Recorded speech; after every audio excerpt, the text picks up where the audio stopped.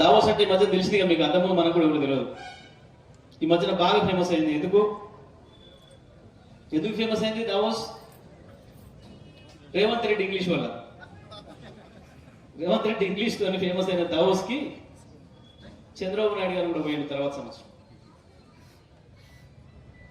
ఆ తెల్లవారి ఒక కథ, మామూలు వాడు కూడా నవ్వుకుంటాడు, పిచ్చివాడు కూడా దాన్ని చూసి నవ్వుకుంటాడు, కానీ వాళ్ళకి మొత్తం సిగ్గనిపించదు. ఏంటిదా కథ? ఒక ఆయన చెప్తుంటాడు, టీవీలో తెల్లార పేపర్లు వస్తుంది. దావోస్లో పొద్దున 7:30కే చంద్రబాబు నాయుడు పోయి వాళ్ళ స్టాల్స్ లో తిరుగుతుంటాడు. చూసావా రాకేష్, గుర్తుందా? స్టాల్స్ లో తిరుగుతుంటాడు 7:30. స్టాల్స్ అంటే ఎక్కడైనా ఏ దేశంలో ఈ ఎగ్జిబిషన్స్ ఇవైనా ఎక్స్పోలైనా అన్ని దేశాలలో, అలా పోయే దేశాలలో పోయి ముందే వాళ్ళకు కొంత ప్లేస్ ఇస్తారు, షాప్స్ ఇస్తారు. వాటిలో వీళ్ళ ఉత్పత్తులు, ఈ దేశానికి సంబంధించిన సంస్కృతి, వీటన్నిటికీ కళలకు సంబంధించిన అన్ని రకాల ప్రదర్శనలు పెడతారు. లేదా ఇండస్ట్రియల్ ఎక్స్పోస్ ఉంటే ఆ ఇండస్ట్రీలో ఉన్న రకరకాల మిషనరీ వాటన్నిటి కూడా పెట్టుకుంటారు. సెక్రటరీకి ఫోన్ చేసిండట, సెక్రటరీ రాలేదట, అప్పటికి సెక్రటరీకి ఫోన్ చేసిండట. సెక్రటరీ ఫోన్ చేస్తే ఆయన హడావుడిగా ఉరికొచ్చిండట. వచ్చి ఆయన చెప్పిన మాట,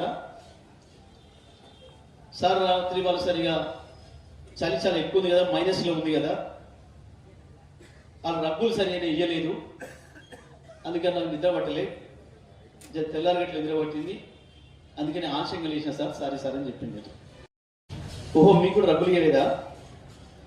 నాకు రగ్గులు ఇవ్వకపోవడమే కాదు, నా కిటికీ అద్దం కూడా పగిలింది, నా కిటికీ అద్దం కూడా పగిలి సరి లోపలికి వచ్చింది, నేను నిద్రపోలేగా, అందుకని పొద్దుగా లేచి ఇంటికే వచ్చినా ఏ పని చేయాలని నేను సిగ్గంపి అని చెప్పుకోవడానికి. దావోస్లో భువనీర్లనే ఎప్పుడన్నా మన ఊర్ల నుంచి వస్తే దబ్బుకున్న ఆలస్యం అయితే ఊరికి పోతాను, బస్సు లేకపోతే లాడ్జ్ తీసుకొని పడుకోవడానికి పోతే అలా కిటికీ పగిలిన రూమ్ ఉంటే ఉంటామా? మనమే ఉండము. దావోస్లో స్టార్ హోటల్లో చంద్రబాబు నాయుడు లాంటి జెడ్ సెక్యూరిటీ ఉన్న నాయకుడు ఉన్న రూమ్కి అద్దం పగులుతుందా? అద్దం పగిలితే కూడా ఏం జరగాలి? ఒకటే నిమిషంలో సెక్రటరీగా సస్పెండ్ చేయాలి అద్దం పగిలిన రూమ్ పెట్టిన. సిగ్గనిపిస్తలే ఇంటానికే మనకు? ఇక రాష్ట్రానికి ఎంత ఉండాలి, సెక్యూరిటీకి ఎంత ఉండాలి? ఏంటిది ఇది? ఆంధ్రజ్యోతి రాధాకృష్ణకి, రామోజీరావు కొడుకు కిరణ్కి, ఇంకొక టీవీ అయినా ఉన్నారు కదా. మా చంద్రబాబు సరిలో కూడా ఎంత కష్టపడుతున్నాడు చూడండి, ఆంధ్ర ప్రజల్ని నమ్మియాలి. మనము కేసీఆర్ 18 కాదు 20 గంటలు కూడా పనిచేసిండు తెలంగాణ అభివృద్ధికి, ఎప్పుడు కూడా చెప్పుకోలేదు మనం, ఒక్కనాడు కూడా చెప్పుకోలే. ఒక్కనాడు అంటే ఒక్కనాడు. ఉద్యమం కొరకు 16 గంటలు పనిచేస్తే, 18 గంటలు పనిచేస్తే ప్రజలు తనకి ఇచ్చిన అవకాశాన్ని, ప్రతి క్షణాన్ని ప్రజల కొరకే వాడాలని చెప్పి 20 గంటలు కూడా పనిచేసి, ఆయన పనిచేయడమే కాదు మనతో చేయించండి. మంత్రులతోని, ఎమ్మెల్యేలతోని ఒక్క నిమిషం ఊరికే ఉండని కూడా పనిచేయించి, ఇవాళ కేసీఆర్ త్యాగంతో, మన అమరవీరుల త్యాగంతో కేవలం తెలంగాణ మాత్రమే రాష్ట్రం రాలే.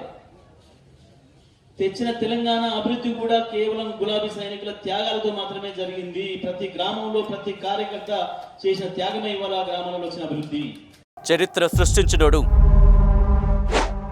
ఇప్పుడు ఆ చరిత్రని తిరగరాయబోతున్నాడు. అబద్ధాల గోడల్ని బద్దలు కొట్టి నిజాలను రాగా మీ ముందుంచబోతున్నాడు. నిజమైన వార్తల కోసం వెంటనే డౌన్లోడ్ చేసుకోండి రా యాప్ని.